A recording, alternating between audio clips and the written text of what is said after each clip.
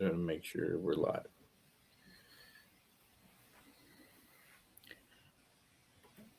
And we are live. Okay, officially, we are live. Okay, put all that down. What's everybody? Welcome back to the Russell Journal. I am Russell, and this, of course, is my journal.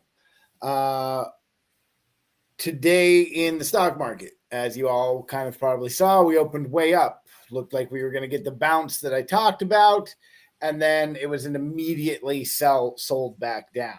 I'm not exactly sure why this happened. I think it had something to do with some of the home pricing that came out and things of that nature.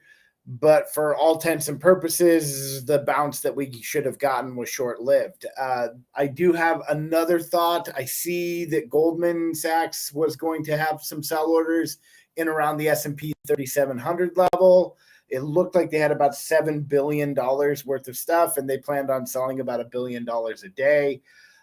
So this is probably putting some downward pressure on the market as far as things go. In the meantime, if you got short at 370 and managed to ride it all the way down, congratulations. That was a good play. I did not take that trade at all. I probably should have, but I didn't.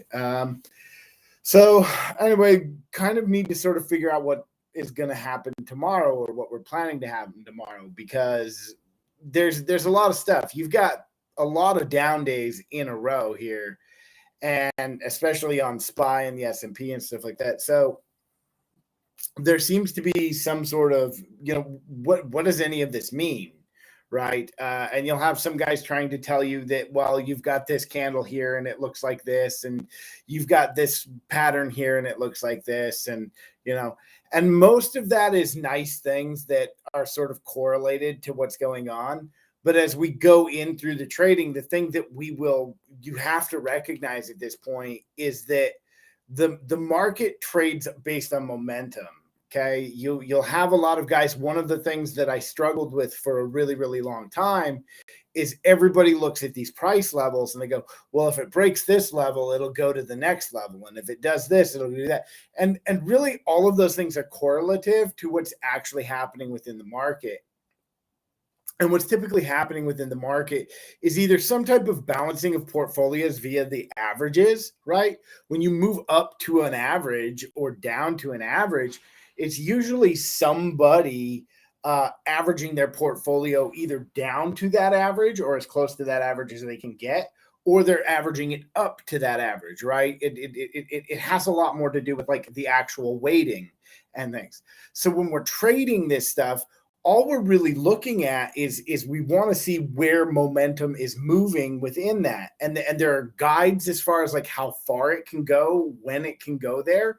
And then there are guides for like when it breaks out of those areas and into other areas that you begin to see, okay, this is changing. Okay, we have a shifting thing.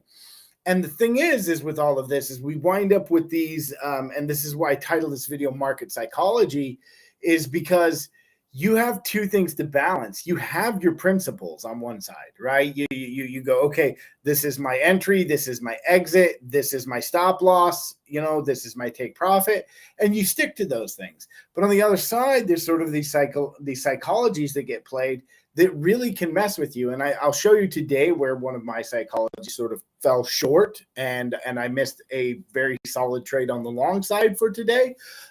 And I'll show you, and we'll talk about that a little bit as we get into it. Okay. So with that all being said, we're going to go ahead and go to the charts. Let me set this up for us. Back over here. All right.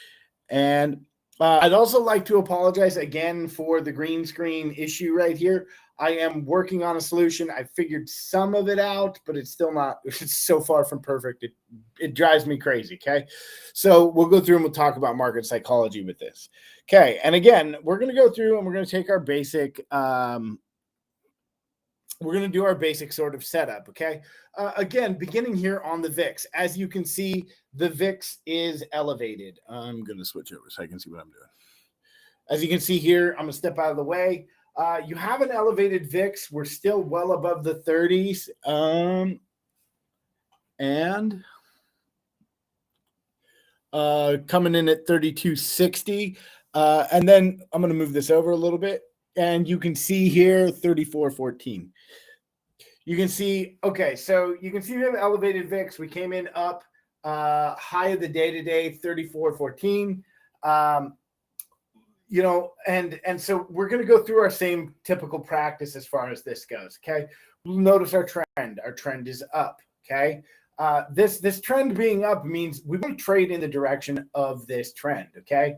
So as far as the trend being up, good. All right. So what's next? Next, we determine what is our bias. Okay. So I'm going to go ahead and put this one on for you. Looking at the bias. I have the 100 on there and the 200, but the dotted line here is the 18, okay? The 18 determines our bias. Above the 18, we are long bias, especially, and we have two reasons now to be long bias, okay? We have the bias is up. We have the trend is up, right? Higher highs, higher lows, okay, as far as that stuff goes. And then the next thing that we're going to go to, and let me switch sides, is we're going to look at our slow stochastic, okay? Slow stochastic momentum still is to the upside. All right. Now, again, this is a little concerning because this is not exactly in overbought based on my slow stochastic, but it is basically acting as though it's embedding. It is staying right up here. Okay. So this is sort of, well, we don't know what's going to happen as a result. If you were watching yesterday, I talked about the PE compression and the earnings compression, right? Everybody's really uncertain as to how much of a compression you're going to get here, okay? How compressed are things going to be?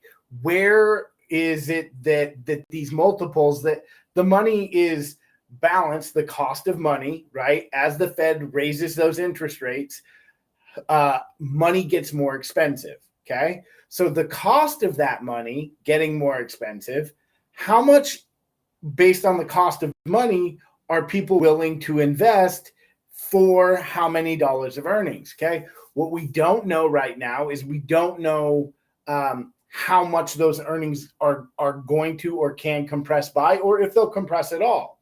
We do know that because money is getting more expensive, that the PE ratios are also compressing. Okay. So does this equal mad panic, everybody sell? No. What this equals is what you're getting here in the VIX. And what the VIX measures is, it basically measures your puts. How many people are buying puts? The more puts people are buying, the higher the VIX will go. Now, again, my sort of thinking is on this is, again, everything is pretty run of the mill. Sure, you got up here, you're really high, but to be honest with you, it's not just going straight parabolic beyond, it's beyond 34. It hit 34 and pulled back from there. So the thing is like my mind thinks that like a lot of this is just a big put selling trap. Everybody is all panicked and they're holding it down here while they load off selling a bunch of put contracts. And then come later this week or in next week, they're going to whip it back in the other direction. Especially given where SPY is located on the Bollinger Bands. And we will get into that more, okay?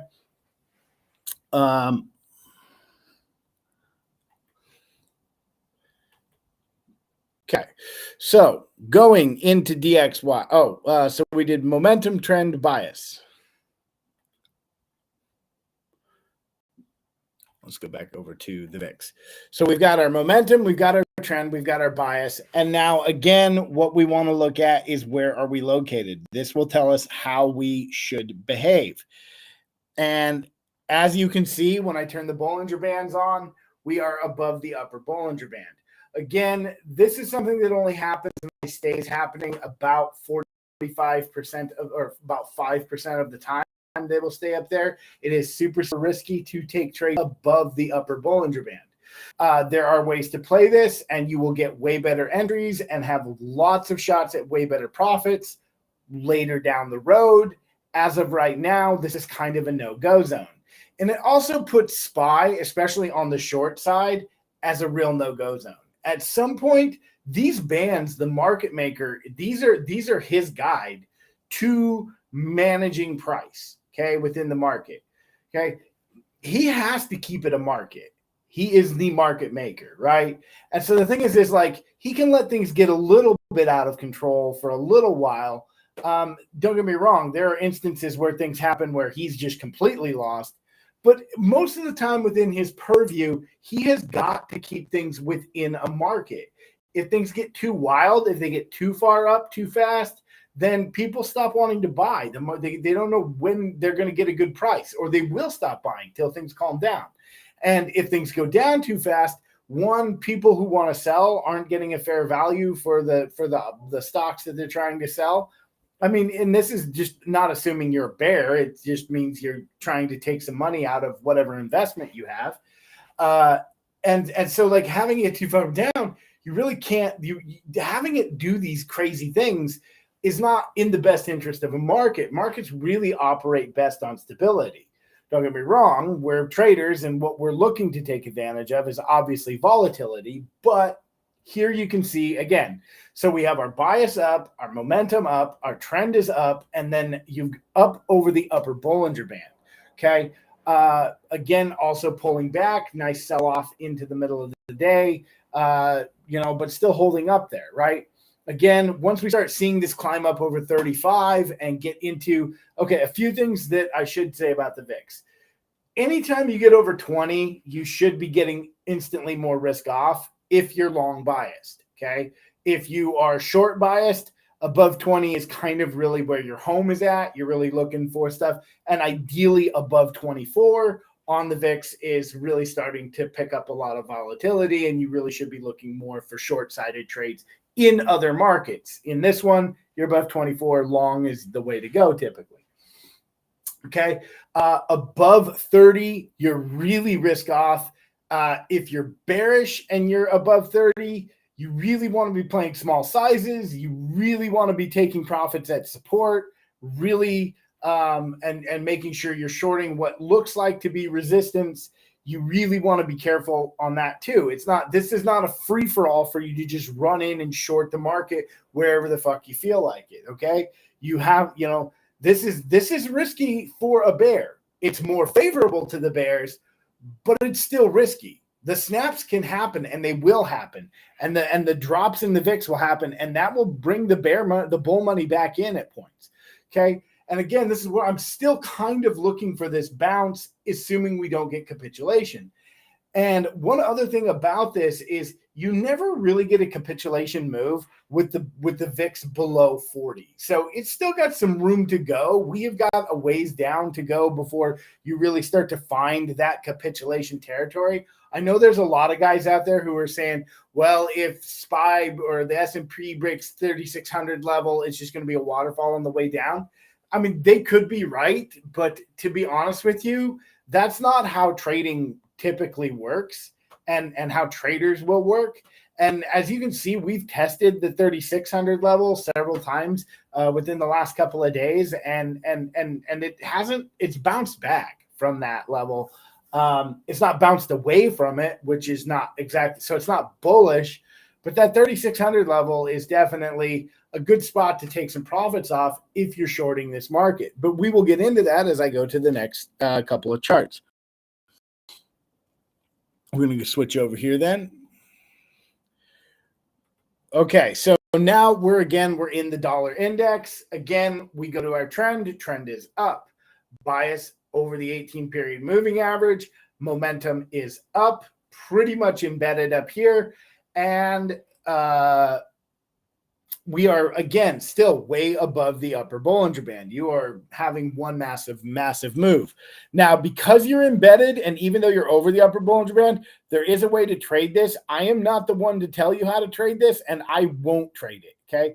If you do like Forex money and you want to trade that, have fun. I don't know how to tell you this, but what I do know how to tell you is this move up over here is pretty bad. This move up over here is not so good for the stocks, okay? A higher dollar, especially an exceptionally high dollar, not really healthy for the stock market. So, but what we will look for in this is a massive break in here at some point. We need to pull back some type of corrective move, and that is what's going to give us our bounce in the stock market, okay? And then lastly, we're going to go over to The big kahuna itself, the one we love, you know him, you love him, you trade him, the SPY. Okay, so SPY, just the opposite of the VIX and everything else. Trend is down, bias underneath the 18-day moving average, down, right? Now, again, I've got this zone of support. This marks where the June low was at. You can see that we are holding up above there just barely by the skin of our teeth. Really working hard on that. And momentum is down, okay? Now, there's a couple of things that I want to say about this also. Momentum. Oh, by the way, momentum is absolutely embedded. So if you want to short this market, it is okay to short the bounces, all right? These are mostly scalps. I'm going to go ahead and turn on the Bollinger Bands.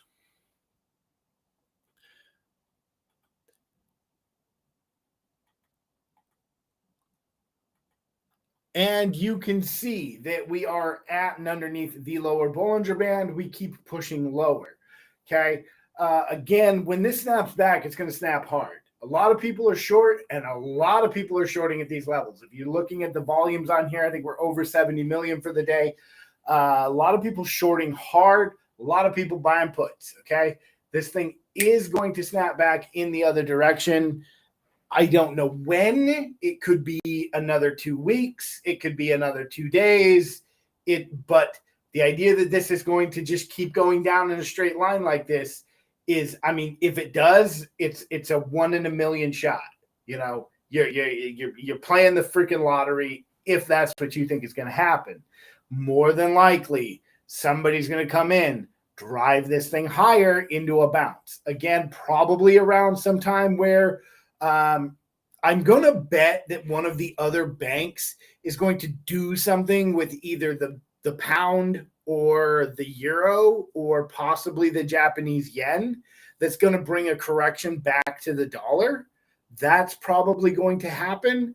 And when that happens, you're going to get the snap back in the other direction. The way we time this is we're also going to be looking at the way we time is we're going to be looking really at the slow stochastic. And I'm going to show you two other things because I want to talk about market psychology and trade behavior, okay? The very first thing I want to show you is something that is basic trade behavior, okay? And to this, what we got to do is we actually have to go to the monthly chart, okay? And part of the reason why I marked this line on the chart is you can see on the monthly chart, we are at the lower Bollinger Band on the monthly chart, okay? This is a huge price target for any bear. Anybody who has been shorting this since back in January, targeting something, this is a big spot. The idea that they're not going to take some sort of profit right here is asinine.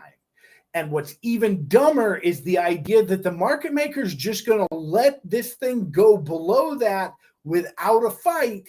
The market maker is not going to do that. Okay?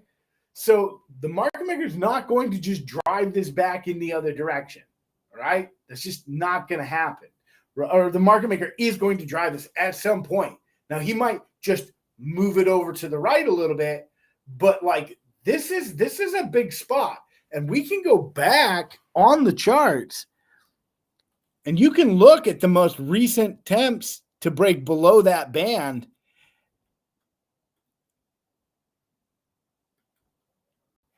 Right? You can look right here and see where we tried to break below that band and they threw it back in there violently. Okay. So, and you can even look, the only time this really didn't hold was back in 2008. And even then there were like 2 months of like selling, which was pretty nasty. But the third month, boom, it didn't stay down there forever. Okay. So the idea, if you want to short here off of the Bollinger Band on the monthly, I'm saying that's danger. That is danger zone, especially now. If the slow stochastic embeds on the monthly, you got a different story. But that's never happened. So if it does, good luck. But like this thing it's a powder keg on the bottom side. Okay. Now, I want to talk about market psychology. So today what we're going to do, and we're going to talk a little bit about market structure. Oh, I do want to say one thing about where I think this is going to go.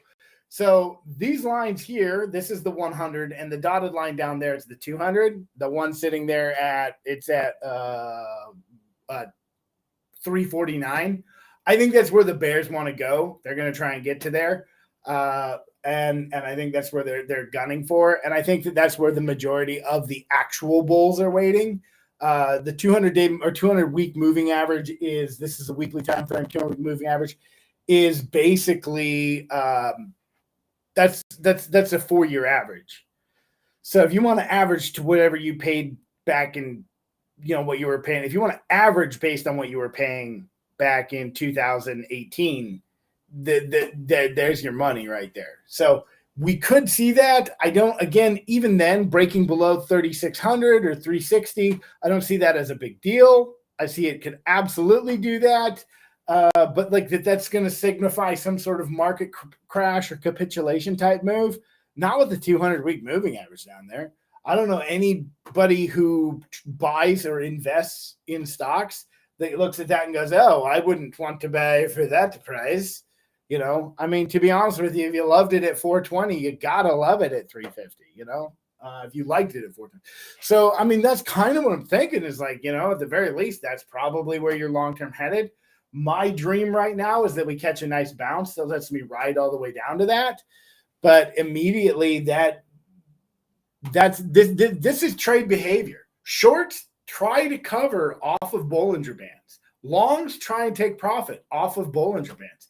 This is pretty standard stuff as far as how traders behave, right? Other things that matter are these averages. They're going to try and buy at this price because that builds their portfolio right at that average. They're going to try and offload up above there. It's really not that complex. But if you don't know that these are where they target and what their behavior is,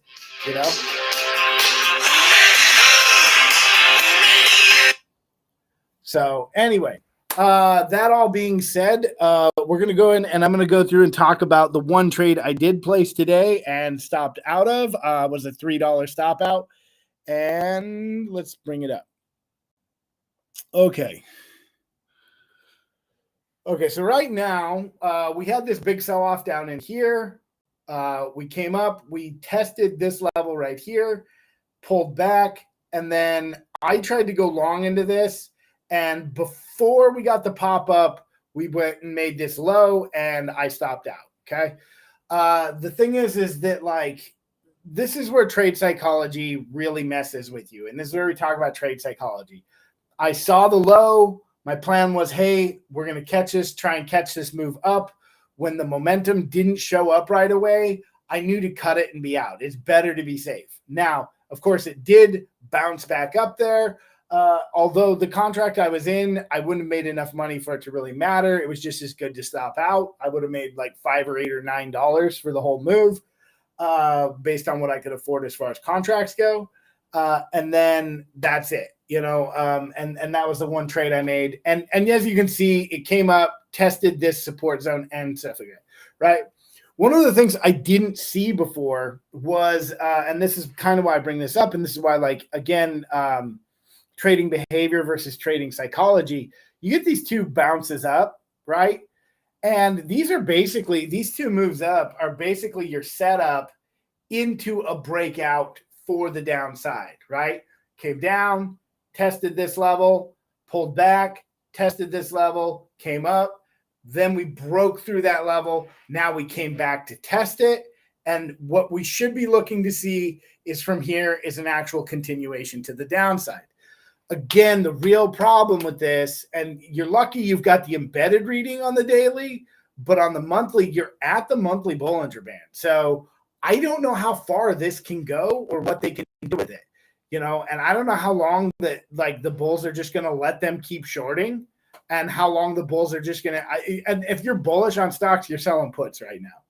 And if people are buying puts, that means somebody is selling puts. Somebody is collecting a ton of dough on put premium. So they're not just going to give you that money back, So I would say there's a pretty good chance this thing's going to whip back pretty hard. I'll be ready for it when it does. I'm definitely going to try and not get caught short when it does, as far as all of that stuff goes. Let's go back to the studio. Okay. So as you can see, again, VIX and dollar very, very, very well elevated, and SPY on the way down, setting up itself a breakout into some pretty key supports. So it's going to have a lot of work to do. They're really going to have to ramp up the fear in order to get John Q. Public to dump already at these extraordinary lows. Could set up to a capitulation type event. Again, that rarely happens, but if it does, we need to be ready for it. Definitely don't try and catch a falling knife. Make sure at these lows, you're shorting these resistance points. You look at that 370 on SPY and, try not to short below that if you're going to, right? And make sure you get clear signs of rejection to the downside. That 364 level is going to now be probably a good resistance spot to short from too. But I don't know what kind of follow through you can expect. I mean, you could probably see 364 to 349, but we'll see. That all being said, I'd like to thank you guys all for checking out the show today. Do me a favor, hit the like button, hit the subscribe button, leave a comment, tell me, other stocks that you'd like me to add to the review and go over it. It's nothing to me to do it. And, as far as all the rest of it's concerned, you can just pretend I said some sort of catchphrase.